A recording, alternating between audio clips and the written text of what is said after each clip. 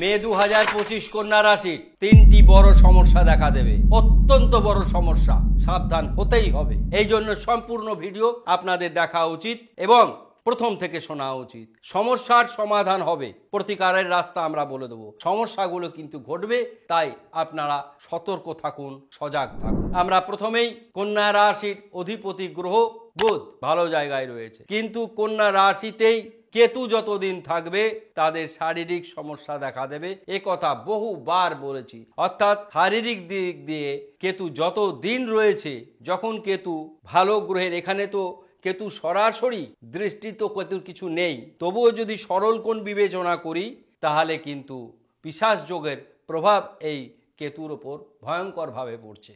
তাই তাদের বিবাহিত জীবনের সমস্যা অত্যন্ত বেশি। সপ্তম স্থানেই পিশাচ যোগ, সপ্তম স্থানেই রাহু। যতই ভালো গুরু গৃহে তৈরি হলেও 50% অশুভ ফল, সেই 50% অশুভ ফল মানেই অনেক বড় ফল। তাহলে বাকি 50% আমরা প্রতিকার স্বরূপ বলে দেবো, অবশ্যই সেটি করতে হবে। সপ্তম স্থান কার? বৃহস্পতির। আমরা যখন প্রতিকার করব, দেবগুরু বৃহস্পতিকে কিভাবে তুষ্ট করবেন সে কথা বলে দেব। 1 নম্বর সমস্যা কারণ ব্যাখ্যা করলাম। 2 নম্বর সমস্যা, অষ্টম স্থানে রবি রয়েছে। আপনারা জানেন অষ্টম স্থানে রবির সবচাইতে খারাপ অবস্থান হচ্ছে অষ্টম স্থান। মৃত্যুর ঘরে রবি থাকা ভালো নয়। কেন ভালো নয় সে অনেক ভিডিওতে বলেছি, এখানে বললে তা দীর্ঘাকৃতি হবে। অযথা ব্যয়, আইনি ঝঞ্ঝাট এগুলো লাগে। সুতরাং অষ্টমে রবি আবার তুঙ্গস্থ।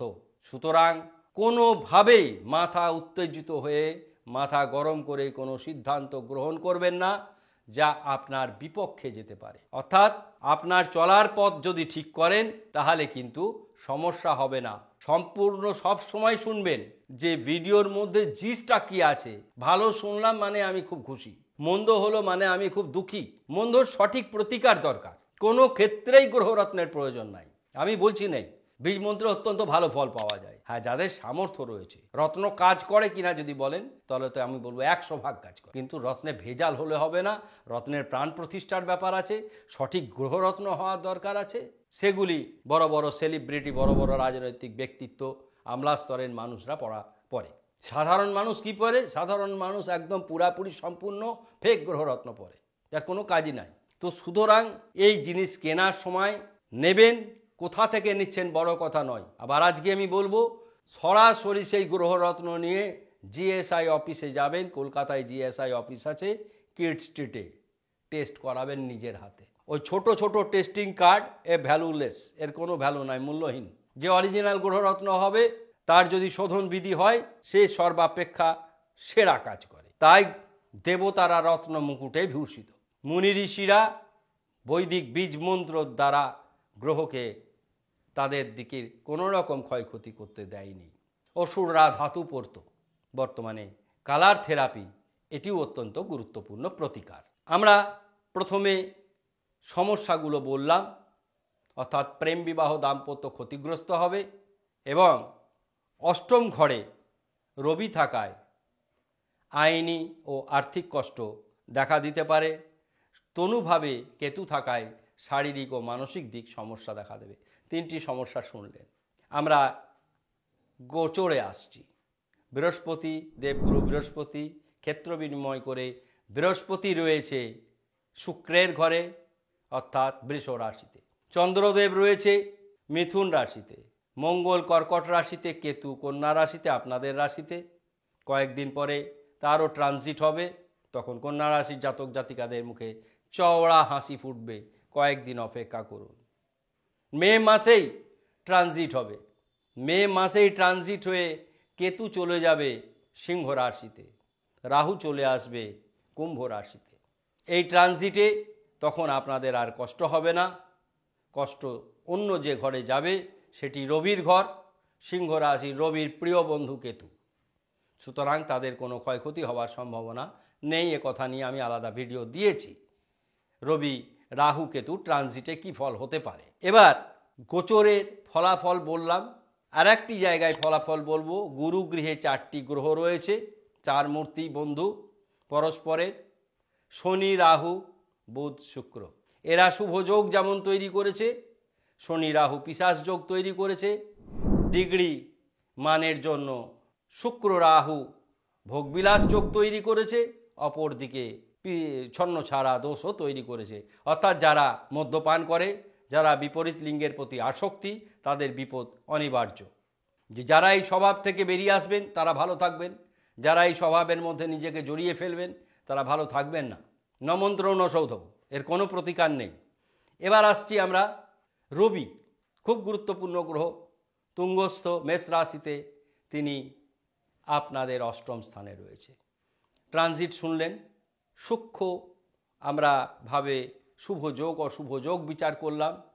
শুভ যোগ আবার বলে দিচ্ছি, লক্ষ্মীনারায়ণ যোগ, শুভ যোগের মধ্যে ভোগবিলাস যোগ, চতুর্গ্রহী মহারাজ যোগ এবং শনি বুধের সমৃদ্ধি যোগ।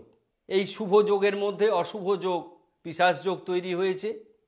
এটি সকল রাশির মধ্যে বিরূপ প্রতিক্রিয়া ফেলছে। কোন কোন রাশির কীরকম অশুভ ফল দিচ্ছে এবং কোন কোন রাশি তার প্রতিকার কি, আমরা সেগুলি কিন্তু 1 মিনিটের শর্ট ভিডিওতে দিচ্ছি। সেগুলি আপনারা দেখবেন, ভালো থাকবেন। প্রত্যেক দিনের দৈনন্দিন সমস্যা আমরা শর্ট ভিডিওতে দিচ্ছি।